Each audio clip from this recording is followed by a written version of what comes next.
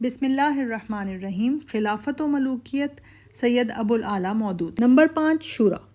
اس ریاست کا 5واں اہم قاعدہ یہ تھا کہ سربراہ ریاست مسلمانوں کے مشورے اور ان کی رضامندی سے مقرر ہونا چاہیے اور اسے حکومت کے نظام بھی مشورے سے چلانا چاہیے۔ قرآن مجید میں ارشاد ہوا ہے وَأَمْرُهُمْ شُورَىٰ بَيْنَكُمْ، سورہ شورا آیت نمبر 37، اور مسلمانوں کے معاملات باہمی مشورے سے چلتے ہیں۔ وَشَاوِرْهُمْ فِي الْأَمْرِ، سورہ آل عمران آیت نمبر 159، اور اے نبی ان سے معاملات میں مشاورت کرو۔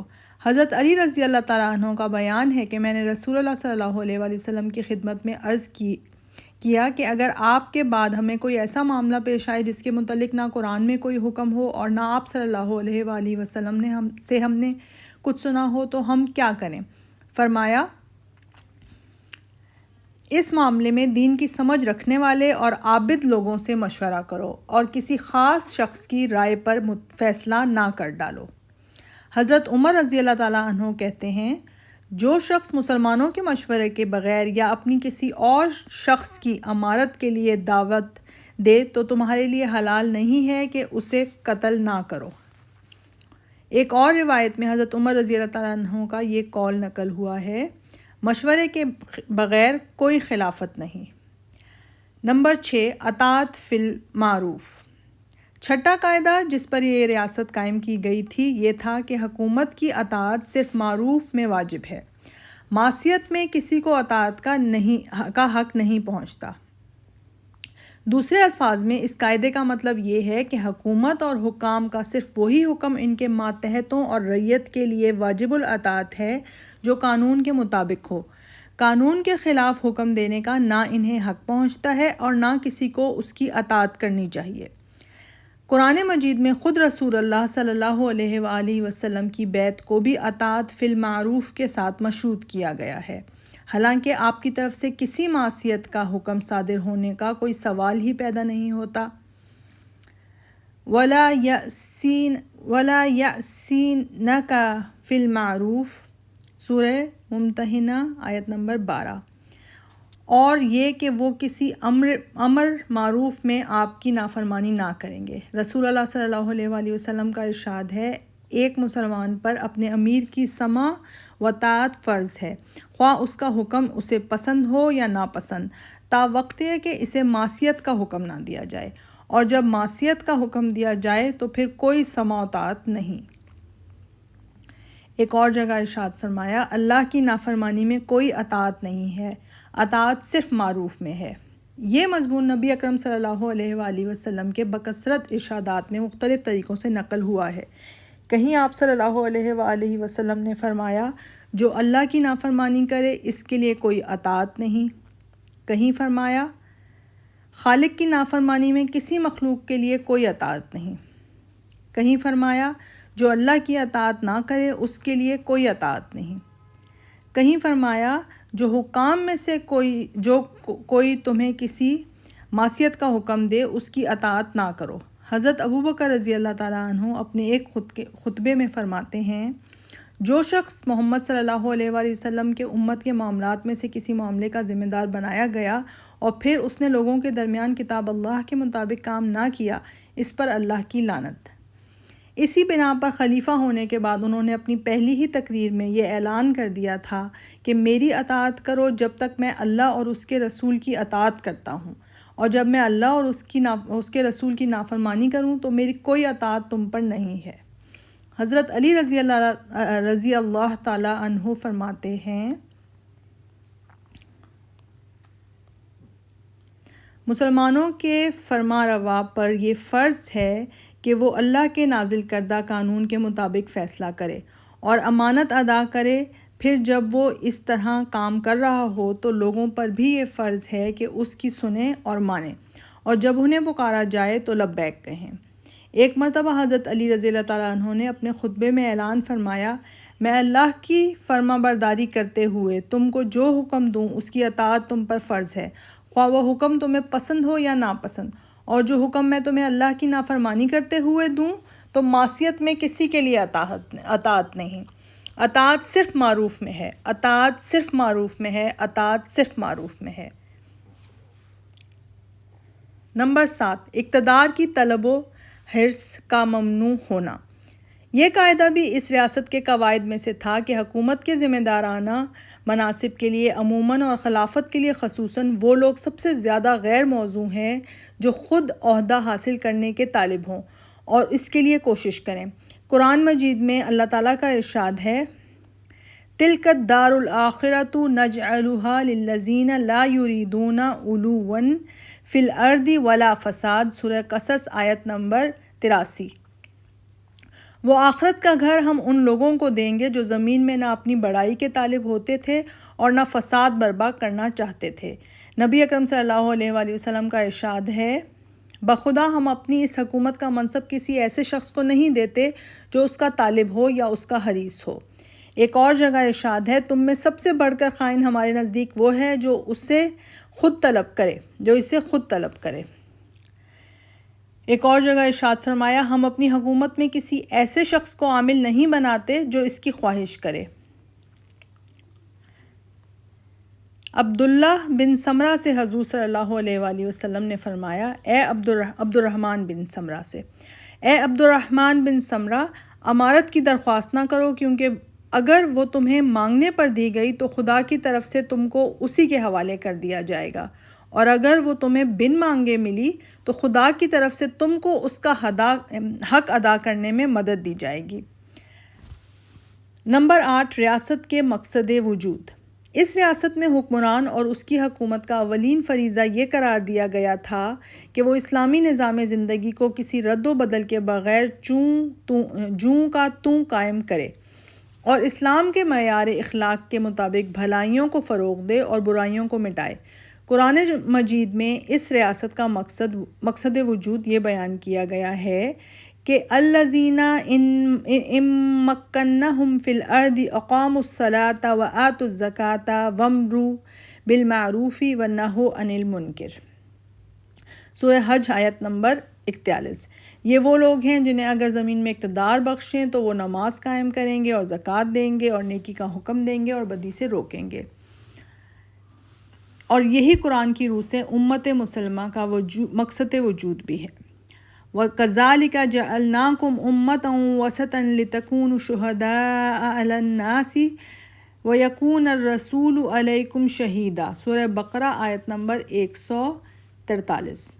اور اس طرح ہم نے تم کو ایک بیچ کی امت بنا دیا، راہ اعتدال پر قائم رہنے والی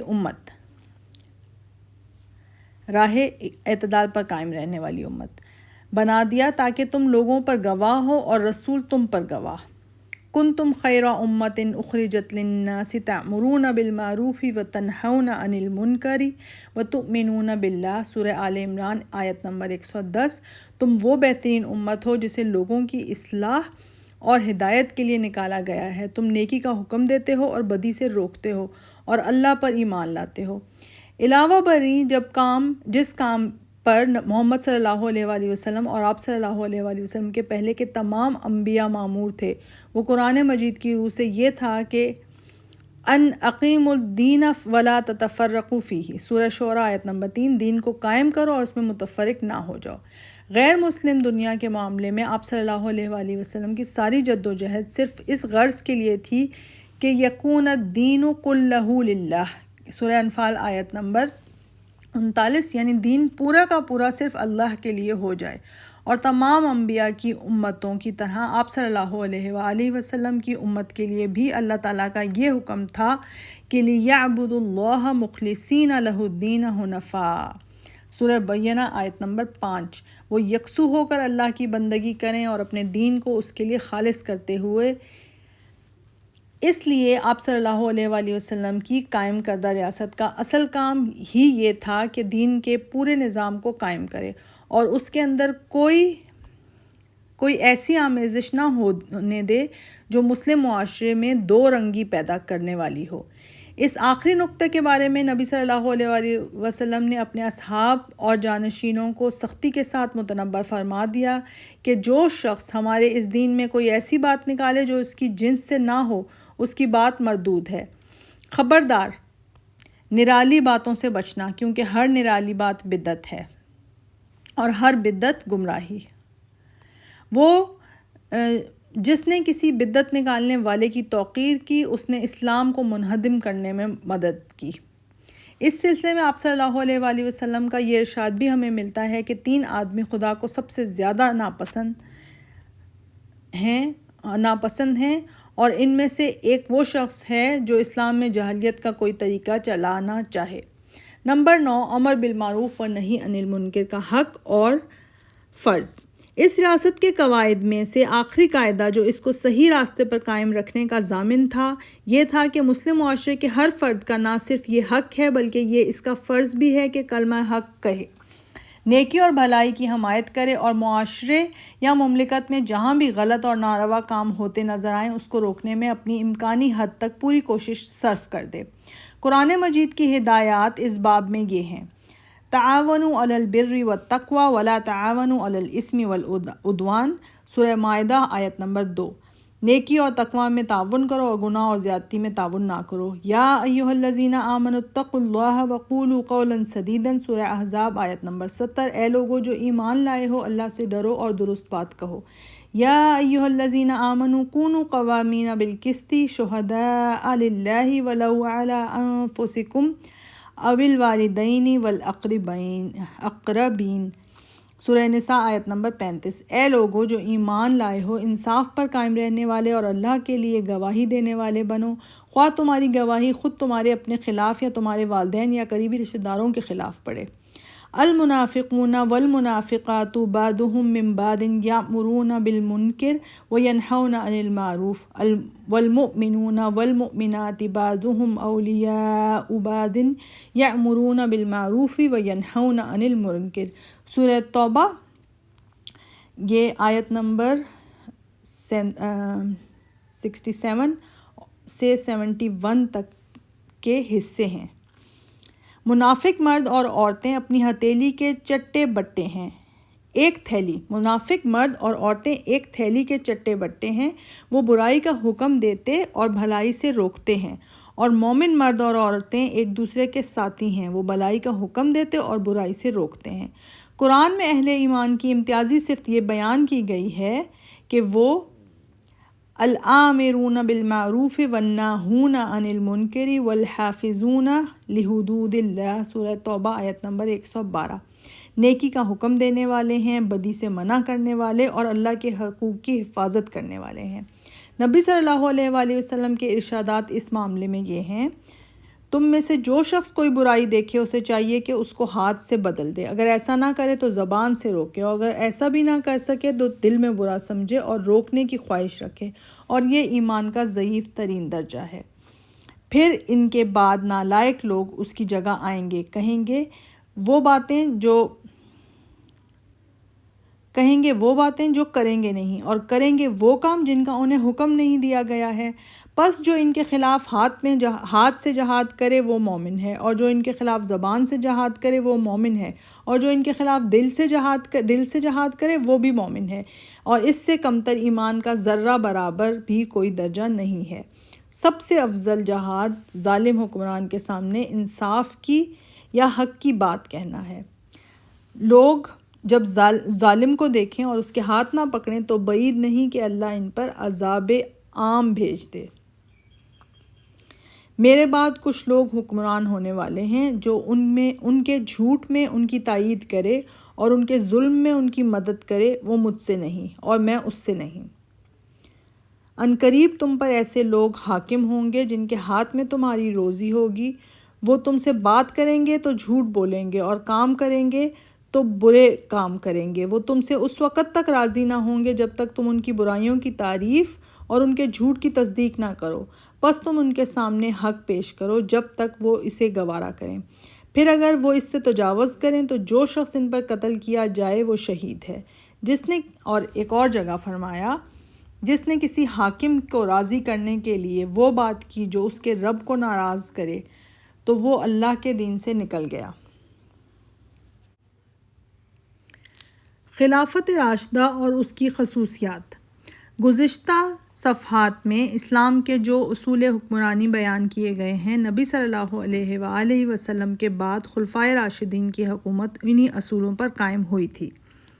حضرت صلی اللہ علیہ وآلہ وسلم کی براہ راست تعلیم و تربیت اور عملی رہنمائی سے جو معاشرہ وجود میں آیا اور اس کا ہر فرد یہ جانتا تھا کہ اسلام کے احکامات اور اس کی روح کے مطابق کسی قسم کا نظام حکومت بننا چاہیے، اگرچہ حضرت صلی اللہ علیہ وآلہ وسلم اپنی جانشینی کے بارے میں کوئی فیصلہ نہیں کیا تھا، لیکن مسلم معاشرے کے لوگوں نے خود یہ جان لیا کہ اسلام ایک شوروی خلافت کا تقاضا کرتا ہے، اس لیے وہاں نہ کسی خاندانی بادشاہی کی بنا ڈالی گئی، نہ کوئی شخص طاقت استعمال کر کے برسر اقتدار آیا، نہ کسی نے خلافت حاصل کرنے کے لیے خود کوئی دوڑ دھوپ یا برائے نام بھی اس کے لیے کوئی کوشش کی، بلکہ یکے بعد دیگرے 4 اصحاب کو لوگ اپنی آزاد مرضی سے خلیفہ بناتے چلے گئے۔ اس خلافت کو امت نے خلافت راشدہ، راست رو خلافت قرار دیا ہے۔ اس سے خود بخود یہ بات ظاہر ہوتی ہے کہ مسلمانوں کی نگاہ میں خلافت کا صحیح طرز یہی ہے۔ نمبر 1، انتخابی خلافت۔ نبی صلی اللہ علیہ وآلہ وسلم کی جانشینی کے لیے حضرت ابو بکر رضی اللہ تعالیٰ عنہ کو حضرت عمر رضی اللہ تعالیٰ عنہ نے تجویز کیا، اور مدینہ کے تمام لوگوں نے جو در حقیقت اس وقت پورے ملک میں عملاً نمائندہ حیثیت رکھتے تھے، یا کسی دباؤ یا لالچ کے بغیر خود اپنی رضا و رغبت سے انہیں پسند کر کے ان کے ہاتھ پر بیعت کی۔ حضرت ابو بکر رضی اللہ تعالیٰ عنہ نے اپنی وفات کے وقت حضرت عمر رضی اللہ تعالیٰ عنہ کے حق میں وصیت لکھوائی، اور پھر مسجد نبوی میں لوگوں کو جمع کر کے کہا، کیا تم اس شخص پر راضی ہو جسے میں اپنا جانشین بنا رہا ہوں؟ خدا کی قسم، میں نے رائے قائم کرنے کے لیے اپنے ذہن پر زور ڈالنے کے لیے کوئی کمی نہیں کی ہے، اور نہ اپنے کسی رشتہ دار کو نہیں، بلکہ عمر بن خطاب کو جانشین مقرر کیا ہے، لہٰذا تم اس کی سنو اور اطاعت کرو۔ اس پر لوگوں نے کہا، ہم سنیں گے اور اطاعت کریں گے۔ حضرت عمر رضی اللہ تعالیٰ عنہ کی زندگی میں آخری سال حج کے موقع پر ایک شخص نے کہا کہ اگر عمر رضی اللہ تعالیٰ عنہ کا انتقال ہوا تو میں فلاں شخص کے ہاتھ پر بیعت کر لوں گا، کیونکہ ابو بکر رضی اللہ تعالیٰ عنہ کی بیعت بھی تو اچانک ہی ہوئی تھی، اور آخر وہ کامیاب ہو گئی۔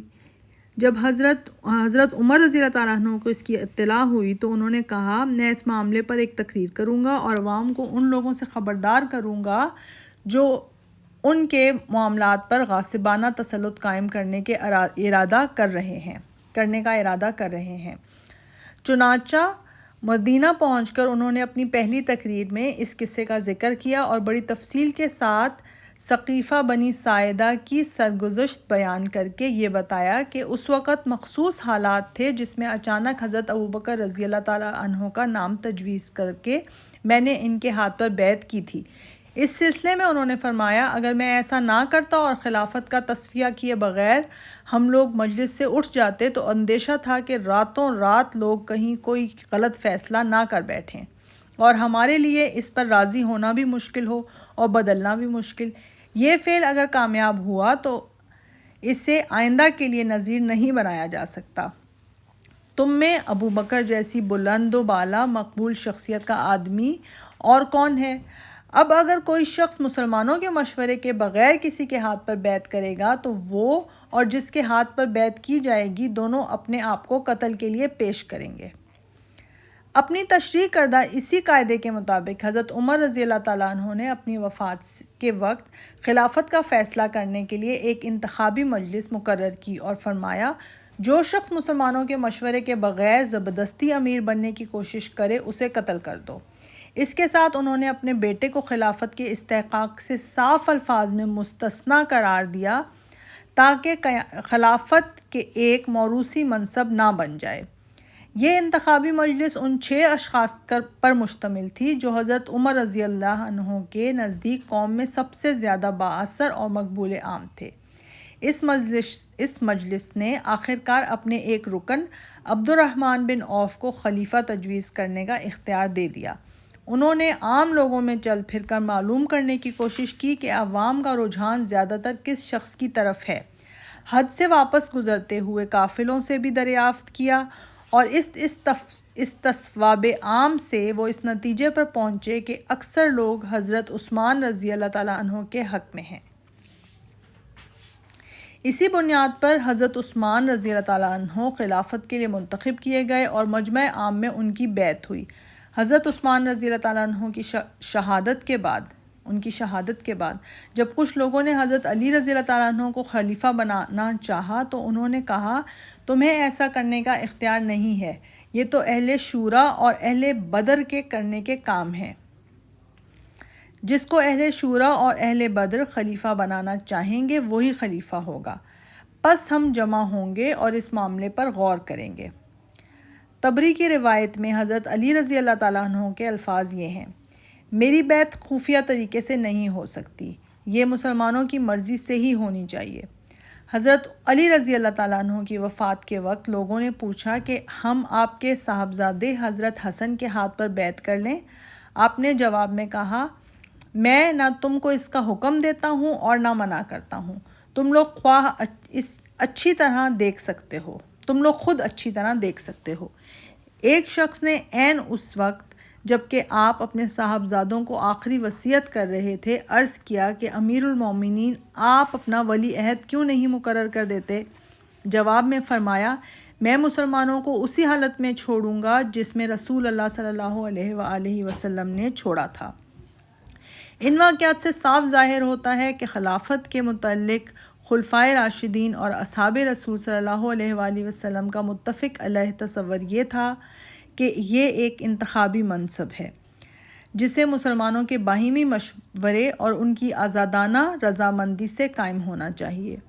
موروثی یا طاقت سے برسر اقتدار میں آنے والی امارت ان کی رائے میں خلافت نہیں بلکہ بادشاہی تھی۔ صحابہ کرام رضی اللہ تعالیٰ عنہ خلافت اور بادشاہی کے فرق کا جو صاف اور واضح تصور رکھتے تھے اسے حضرت ابو موسیٰ اشعری رضی اللہ تعالیٰ عنہ ان الفاظ میں بیان کرتے ہیں: امارت یعنی خلافت وہ ہے جسے قائم کرنے میں مشورہ کیا گیا ہو، اور بادشاہی وہ ہے جس پر تلوار کے زور سے غلبہ حاصل کیا گیا ہو۔